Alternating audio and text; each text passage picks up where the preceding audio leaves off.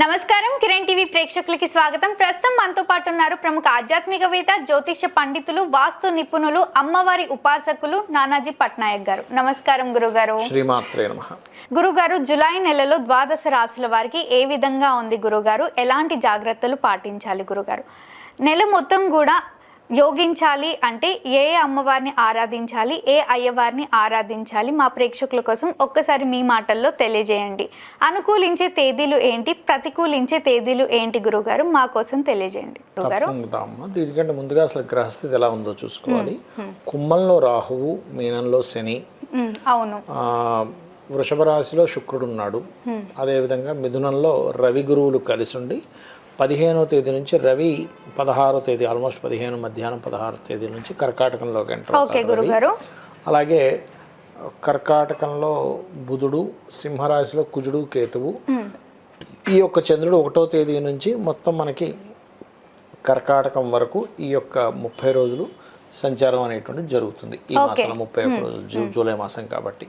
గురుగారు, ధనుసు రాశి వారికి ఏ విధంగా ఉంది? ఎలాంటి జాగ్రత్తలు పాటించాలి గురుగారు?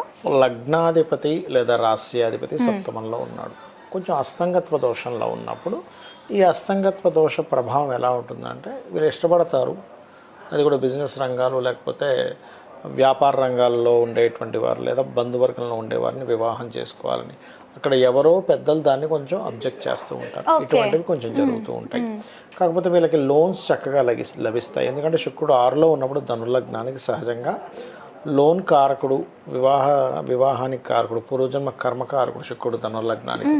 ఎప్పుడైతే పూర్వజన్మ కర్మకారకుడు 6వ స్థానంలో ఉన్నాడో, పూర్వజన్మ కర్మ సంబంధించినటువంటి విషయంలో కూడా కొంతవరకు వీళ్ళకి వివాహ జీవితం మీద కొంత నెగిటివ్ ఎఫెక్ట్ అయితే పడుతూ ఉంటుంది. అయితే ఇక్కడ లోన్స్కి మళ్ళీ చాలా బాగుంది చెప్పాలంటే.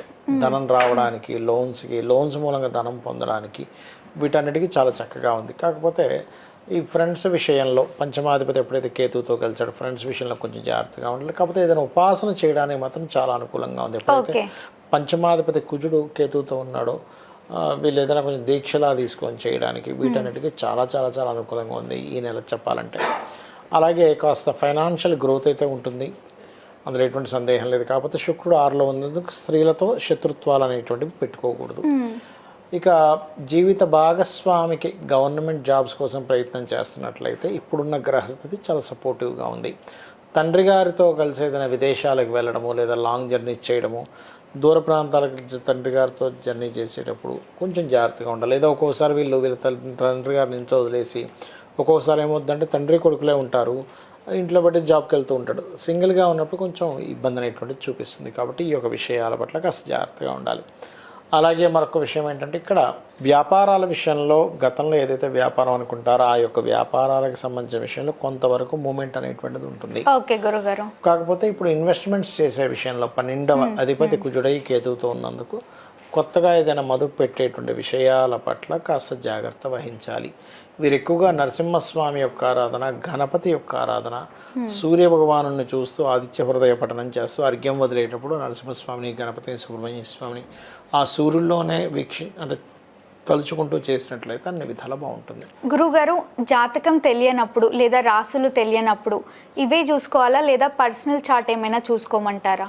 ఒకటమ్మా, పర్సనల్ చార్ట్ చూసుకోవడం అంటే వాళ్ళకి డేట్ ఆఫ్ బర్త్ ఉండాలి. అవును. తెలీదు అన్నప్పుడు ఏంటంటే వాళ్ళ పేరు మీద చూసుకుంటారు. పేరు మీద చూసుకునేది ఒక 10 to 15% మాత్రమే పనిచేస్తుంది. ఈ గోచారం అనేటువంటిది మాత్రం, గోచారం కూడా 10 to 15%. పర్సనల్ చార్ట్ ఎక్కువగా పనిచేస్తుంది ఎప్పుడు కూడా. అంటే మీరు పుట్టినప్పుడు ఉన్నటువంటి సమయం, ఏ సమయంలో పుట్టారు, అప్పుడు ఏ లగ్నం గడుస్తుంది, ఏ నక్షత్రంలో పుట్టారు, దాన్ని బట్టి ఏ మహాదశతో మీ లైఫ్ ప్రారంభమైంది, నవగ్రహాల్లో కూడా ఏ గ్రహం ఎక్కడ ఎలా ఉంది. ఇప్పుడు ఉదాహరణకి వాళ్ళు ఎదగలేకపోతున్నారు, లగ్నం బలహీనంగా ఉంది, లగ్నాన్ని ఎలా దాన్ని స్ట్రెంగ్తన్ చేసుకోవాలి. ఇప్పుడు ఎంత ప్రయత్నించినా ధనపరంగా ఇబ్బంది వస్తుంది. ధనాధిపతి ఎలా ఉన్నాడు, వీనస్ శుక్రుడు ఎలా ఉన్నాడు, అది చూసుకోవాలి. చాలామంది చేసే మిస్టేక్ ఏంటంటే వీళ్ళకి ఒక మార్గంలో ధనం ఉంటే ఇంకో మార్గంలో ప్రయత్నం చేస్తూ ఉంటారు. అంటే ఉదాహరణకి వీళ్ళకి ఫుడ్ రిలేటెడ్ వాటి మూలంగా ధనయోగం ఉంది, వీళ్ళు వెళ్ళి హాస్పిటల్ కట్టుకుంటాడు.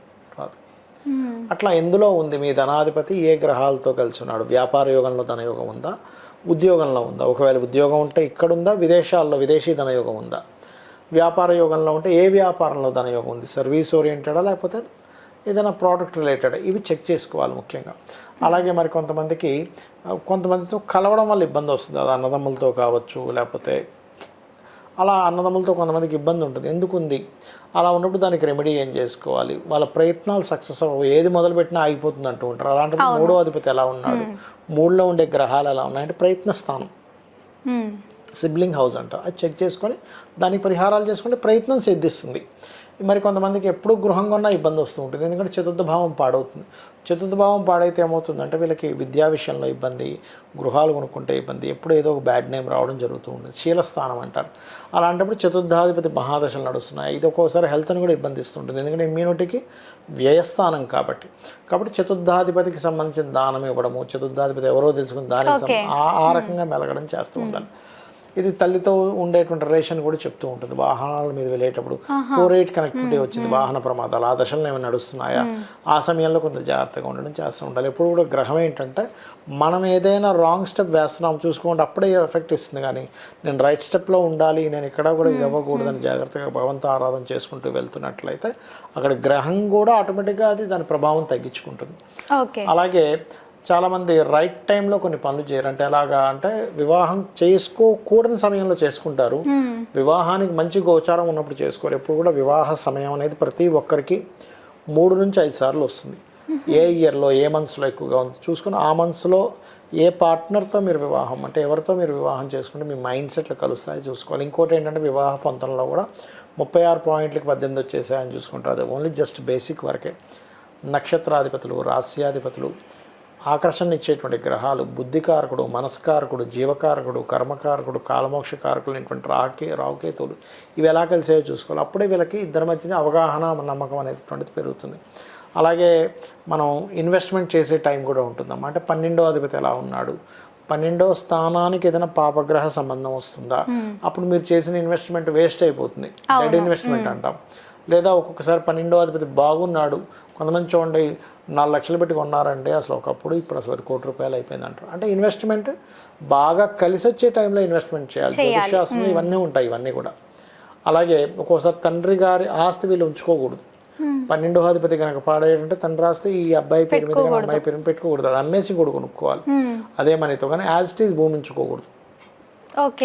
లేదా ఒక్కోసారి అష్టమాధిపతి పాడైతే తాతగారు ఆస్తి ఉంచుకోకూడదు. ఇలా అనేకమైనటువంటి విషయాలు, 1 కాదు 2 కాదు, ఇవన్నీ చూసుకుంటూ వీళ్ళు ఏ దేవత, ఇప్పుడు ఎవరికైనా సరే ఈ భూమి మీద జన్మించినప్పుడు రుణము, రోగము, శత్రుత్వం ఉండకూడదు అనుకుంటారు.